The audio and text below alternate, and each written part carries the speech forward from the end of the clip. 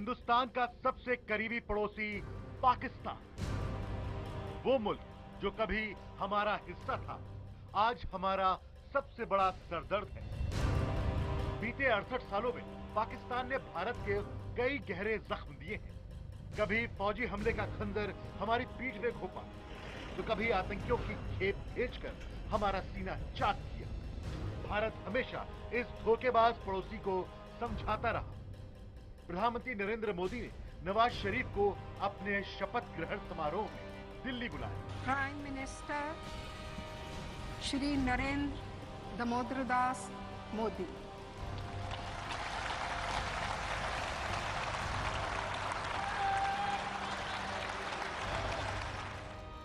तो उनके जन्मदिन की बधाई देने खुद पाकिस्तान गए।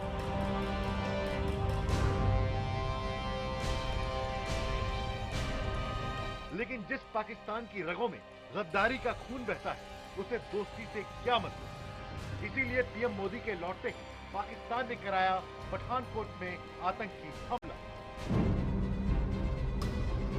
जब भर गया पाकिस्तान के पापों का घड़ा, तब भारत ने शुरू की इस दगाबाज पड़ोसी की चौतरफा घेरेबंदी। भारत की पहल पर अमेरिका ने तोड़ी पाकिस्तान से 68 साल पुरानी दोस्ती, रद्द कर दिया F-16 लड़ाकू विमान का सौदा और आर्थिक मदद में की कटौती। फिर हिंदुस्तान ने बढ़ाया ईरान की ओर दोस्ती का हाथ। चाबहार डील के साथ कस दिया पाकिस्तान पर और शिकंजा। पाकिस्तान समर्थित तालिबान आतंकियों से बेहाल अफगानिस्तान को भी है भारत का सहारा। चीन की गोद में बैठे पाकिस्तान की उड़ गई है नींद। चारों तरफ से घिर चुका है आतंकियों का ये गढ़।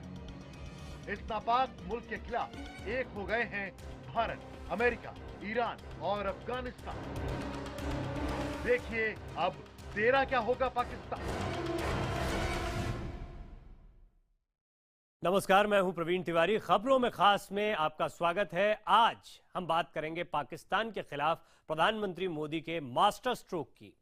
प्रधानमंत्री बनने के साथ ही नरेंद्र मोदी ने पाकिस्तान के साथ रिश्ते सुधारने की तमाम कोशिशें की हैं, कई पहल की हैं, लेकिन पाकिस्तान ने उल्टे भारत को जख्म ही दिए हैं।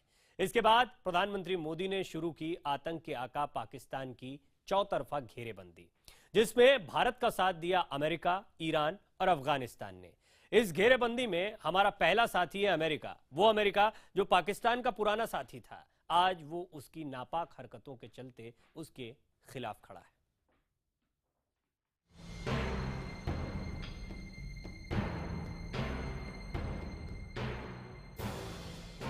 बेनकाब हो चुका है पाकिस्तान का आतंकवादी चेहरा। पुराने दोस्त अमेरिका ने भी बना ली है दूरी। टूट चुकी है 68 साल पुरानी दोस्ती। पाकिस्तान के खिलाफ विश्व स्तर पर जारी भारत की मुहिम रंग लाने लगी है। प्रधानमंत्री नरेंद्र मोदी और उनकी टीम की कोशिशों का ही असर है कि आज पाकिस्तान का आतंकवादी चेहरा पूरी दुनिया के सामने उजागर हो चुका है। भारत दशकों से पूरी दुनिया को बताता आ रहा है कि पाकिस्तान दुनिया के सबसे खूंखार आतंकियों की पनाहगाह है। लेकिन पाकिस्तान की दोस्ती में अंधे दुनिया के सबसे ताकतवर मुल्क अमेरिका ने एक ना मानी। दरअसल पाकिस्तान दशकों से अमेरिका का सबसे भरोसेमंद साथी था, लेकिन अमेरिका नहीं जानता था कि वो अपनी आस्तीन में दोस्त नहीं बल्कि सांप पाल रहा है। भारत के लगातार सबूत देने के बाद अब अमेरिका भी पाकिस्तान का असली चेहरा पहचान गया है। हालांकि 2015 में 92 देशों में हमले हुए, ज्यादातर हमले एक इलाके के आसपास थे, जैसा कि पिछले कई सालों से रहा है। 55% से ज्यादा हमले 5 देशों में हुए, यानी कि इराक, अफगानिस्तान, पाकिस्तान, इंडिया और नाइजीरिया। और आतंकवादी हमले की वजह से होने वाली सारी मौतों में से 74% मौतें 5 देशों में हुई: इराक, अफगानिस्तान, नाइजीरिया, सीरिया और पाकिस्तान।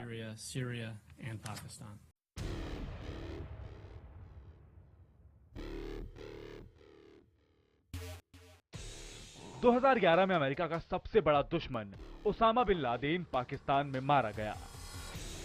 2015 में तालिबान आतंकियों का सरगना मुल्ला उमर पाकिस्तान में ही मारा गया। और 2015 में मुल्ला उमर का वारिस मुल्ला मंसूर भी पाकिस्तान में ही मारा गया। इन तीनों हमलों की सबसे खास बात यह है कि इन तीनों को अमेरिकी फौज ने ही मारा, और वो भी अपने पुराने साथी पाकिस्तान की सरहद में घुसकर। अफगानिस्तान में सक्रिय तालिबान और हक्कानी नेटवर्क के आतंकी अमेरिकी फौज को निशाना बनाने के बाद पाकिस्तान में ही पनाह लेते हैं। अपने कट्टर दुश्मनों को पाकिस्तान में पनाह मिलने की खबरों ने अमेरिका की आंखें खोल दी हैं। अमेरिकी कांग्रेस ने भी पाकिस्तान समर्थित आतंकवाद के मुद्दे पर शरीफ सरकार को जमकर लताड़ा है। अमेरिका ने पाकिस्तान के साथ F-16 लड़ाकू विमानों का सौदा रद्द कर दिया है। पाकिस्तान को मिलने वाली आर्थिक मदद में भी अच्छी खासी कटौती की गई है। अमेरिका ने कहा है कि जब तक पाकिस्तान तालिबान और हक्कानी आतंकियों के खिलाफ कार्रवाई का सबूत नहीं देगा, उसे आर्थिक मदद नहीं मिलेगी। इस बीच भारत में आतंकी हमलों को अंजाम देने वाले लश्कर तैयबा और जैश-ए-मोहम्मद जैसे आतंकी संगठनों के खिलाफ भी अमेरिकी रुख में सख्ती आई है। अमेरिकी रक्षा विभाग ने आतंकवाद पर अपनी सालाना रिपोर्ट में लिखा है, पाकिस्तानी फौज ने अपने मुल्क में सक्रिय तहरीक तालिबान जैसे आतंकी संगठन के खिलाफ तो कार्रवाई की है, लेकिन भारत में आतंकी हमलों को अंजाम देने वाले लश्कर तैयबा और जमात-उद-दावा जैसे संगठनों के खिलाफ कोई कार्रवाई नहीं की। यह आतंकी संगठन पाकिस्तान में बैठकर आतंकियों को ट्रेनिंग देते हैं, अपना नेटवर्क चलाते हैं। इतना ही नहीं, ये चंदा जुटाते हैं और खुलेआम रैलियां भी करते हैं। रिपोर्ट में कहा गया कि अमेरिका का मोस्ट वांटेड आतंकी हाफिज सईद न सिर्फ पाकिस्तान में बेरोक तो घूमता है, बल्कि वो खुलेआम रैलियों को संबोधित करता है, जिसकी कवरेज पाकिस्तान के तमाम मीडिया चैनल करते हैं। इस रिपोर्ट में ये भी लिखा है कि पाकिस्तान स्थित आतंकी संगठन लगातार भारत में हमलों को अंजाम देते रहते हैं। इस रिपोर्ट में ये भी लिखा है कि आतंकवाद के खिलाफ लड़ाई में भारत और अमेरिका के रिश्ते मजबूत हुए हैं। Pakistan's a key counterterrorism partner, and we have an ongoing conversation with the Pakistani government. आतंकवाद से लड़ने के लिए पाकिस्तान एक जरूरी सहयोगी है और हमारी बातचीत पाकिस्तान सरकार से लगातार चालू है कि वो पाकिस्तान में होने वाली इन गतिविधियों पर नजर रखे और साउथ एशिया के इलाके में आतंकवाद से लड़ने के लिए पाकिस्तान हमारा सहयोगी बना रहेगा। भारत अमेरिका रिश्ते बहुत मजबूत हैं और उनमें तेजी से सुधार आया है। प्रधानमंत्री की अमेरिका यात्रा के दौरान कई जरूरी मुद्दों पर बातचीत भी हुई थी। भारत का कहना है, अगर पाकिस्तान यूं ही आतंकियों को पालता पोसता रहा तो एक दिन ऐसा भी आएगा जब वो खुद आतंक की इस आग में जलकर भस्म हो जाएगा। रक्षा मंत्री मनोहर पर्रिकर के मुताबिक प्रधानमंत्री नरेंद्र मोदी ने लाहौर जाकर पाकिस्तान को दोस्ती का पैगाम दिया था, लेकिन पाकिस्तान दोस्ती का हाथ थामने के बजाय बातचीत के सभी दरवाजे बंद करने में जुटा है। Prime Minister Modi opened a window of opportunities when he visited Pakistan Prime Minister. I think that window is slowly closing. Before it closes, Pakistan needs to develop that trust with India on its sincerity on the approach. America Pakistan से दूर हो रहा है, लेकिन भारत के साथ उसके रिश्ते मजबूत हुए हैं। प्रधानमंत्री नरेंद्र मोदी 2 साल के भीतर अमेरिका की चौथी यात्रा पर हैं। जाहिर है, अमेरिका दक्षिण एशिया में भारत को अपना सबसे भरोसेमंद साथी मान चुका है। अब अमेरिका भी समझ गया है कि ये वक्त पाकिस्तान पर मेहरबानी का नहीं, बल्कि उसकी धोखेबाजी और गद्दारी की सजा देने का है। Bureau report, IBN 7। पाकिस्तान की घेरेबंदी में भारत का सबसे अहम साथी है अफगानिस्तान। शनिवार को अफगान दौरे पर पहुंचे प्रधानमंत्री नरेंद्र मोदी ने दोनों देशों के रिश्तों की नई इबारत लिखी। पाक समर्थित आतंकवाद की ओर इशारा करते हुए प्रधानमंत्री मोदी ने कहा कि भारत और अफगानिस्तान का दर्द एक जैसा है। वहीं पाकिस्तान दोनों मुल्कों की करीबी देखकर बौखला गया। ये तस्वीर बताती है कि भारत और अफगानिस्तान के रिश्ते किस मुकाम पर हैं। शनिवार को अफगानिस्तान दौरे पर काबुल पहुंचे प्रधानमंत्री नरेंद्र मोदी को वहां के राष्ट्रपति अशरफ गनी ने सर्वोच्च नागरिक सम्मान से नवाजा। तालिबान के चंगुल से निकलने के बाद अफगानिस्तान नवनिर्माण की राह पर है और इसमें उसका सबसे भरोसेमंद साथी है हिंदुस्तान। वहीं पड़ोसी पाकिस्तान के साथ अफगानिस्तान के रिश्ते बेहद तल्ख हैं, क्योंकि पाकिस्तान में बैठी कट्टरपंथ ताकतें तालिबान और हक्कानी आतंकवादियों की हिमायती हैं। ये किसी से छिपा नहीं है कि पाकिस्तान इन आतंकियों को अपनी जमीन पर पनाह देता है। अफगानिस्तान लैंडलॉक कंट्री है, बहुत ही स्ट्रेटेजिकली इसका लोकेटेड है और भारत के लिए बहुत इंपॉर्टेंट है। भारत चाहता है कि वहाँ पे अमन शांति बनी रहे, वहाँ की इलेक्टेड गवर्नमेंट और स्ट्रांग हो। भारत नहीं चाहता कि वहाँ रूढ़िवादी शक्तियाँ या आतंकवादी शक्तियाँ जैसे कि तालिबान है वहाँ पे डिस्टेबलाइज करें उसको वहाँ पे। जहाँ तक अफगानिस्तान का ताल्लुक है, दुनिया को साफ शब्दों में मैसेज दे रहे हैं कि Hindustan has a important role जहाँ तक अफगानिस्तान का ताल्लुक है। पाकिस्तान और अफगानिस्तान के बीच बढ़ती दूरियां भारत के लिए फायदेमंद हैं, क्योंकि पाकिस्तान समर्थित आतंकवाद के खिलाफ लड़ाई में उसे अफगानिस्तान की जरूरत है। यही वजह है कि भारत तमाम मुश्किलों के बावजूद अफगानिस्तान में तमाम निर्माण कार्य करा रहा है। इसी सिलसिले में प्रधानमंत्री नरेंद्र मोदी ने शनिवार को हेरात में 1700 करोड़ रुपए की लागत से बने मैत्री बांध का उद्घाटन किया। इस बांध को भारत ने बनाया है और इसके निर्माण में लगे इंजीनियर भी भारतीय हैं। इस बांध को दोनों देशों की दोस्ती का प्रतीक माना जा रहा है।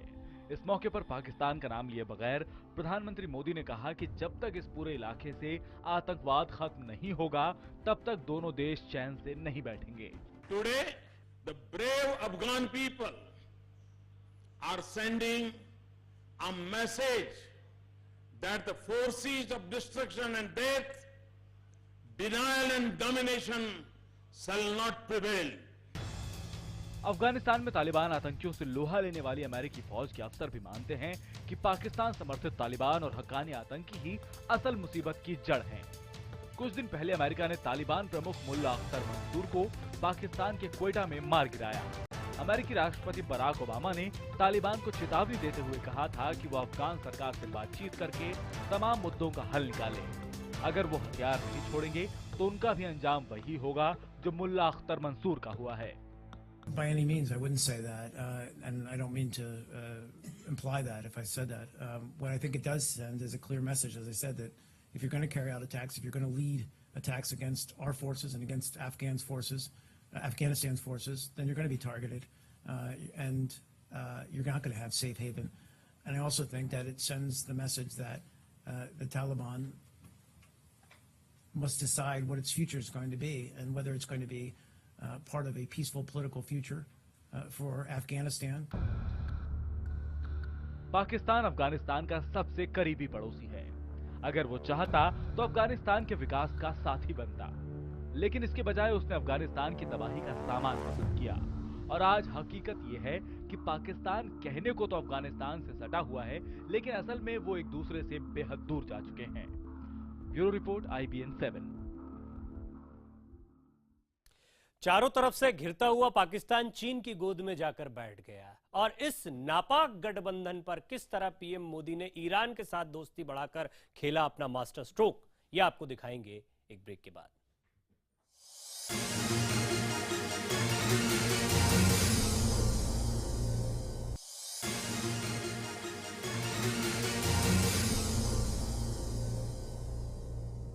खबरों में खास में एक बार फिर आपका स्वागत है। पाकिस्तान की घेरेबंदी में हिंदुस्तान का तीसरा साथी है ईरान।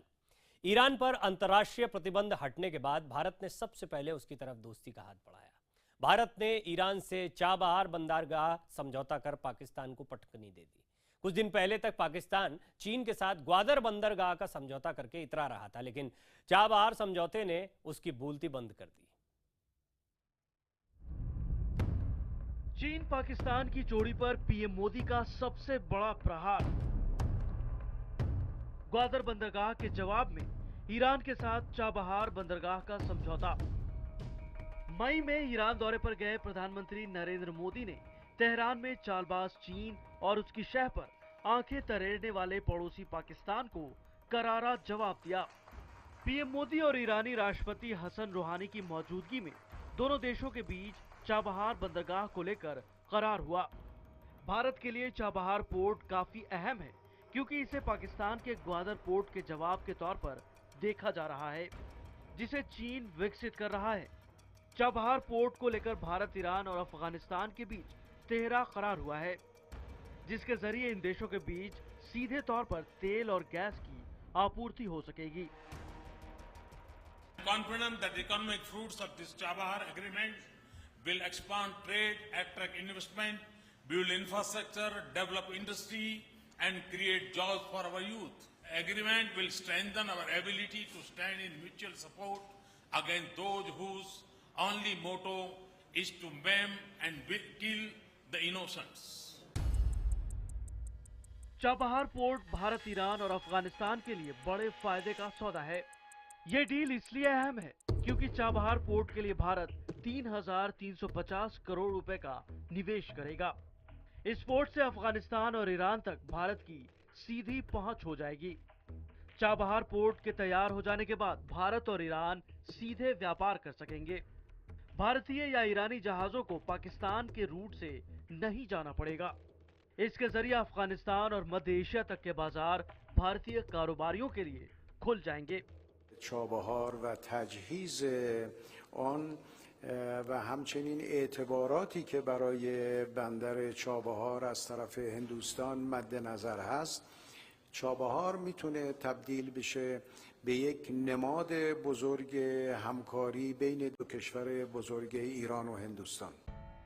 दरअसल ईरान और पाकिस्तान की लड़ाई को शिया और सुन्नी तबके की लड़ाई से जोड़कर देखा जाता है। ईरान शिया मुस्लिम बहुल देश है, जबकि पाकिस्तान की सियासत में सुन्नी मुसलमानों का असर है। लिहाजा दोनों मुल्क लंबे अरसे से वैचारिक तौर पर एक दूसरे का विरोध करते आए हैं। अफगानिस्तान में सक्रिय तालिबान आतंकी भी सुन्नी ही है। यही वजह है कि जब से अफगानिस्तान में आतंकवाद बढ़ा है, तब से ईरान की मुश्किल बढ़ी है। ईरान का मानना है कि पाकिस्तान सरकार और आईएसआई तालिबान आतंकियों को बढ़ावा देते हैं और इसका नतीजा ये होता है कि आतंकवाद के डर से बड़ी तादाद में अफगानी नागरिक ईरान में घुस जाते हैं।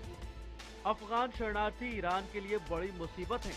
यही वजह है कि ईरान पाकिस्तान से खार खाए हुए है और इसी नाराजगी का फायदा उठाते हुए भारत ने ईरान को अपने खेमे में कर लिया है। यानी पूरे इलाके में पाकिस्तान एकदम अलग थलग पड़ गया है। Bureau report IBN 7।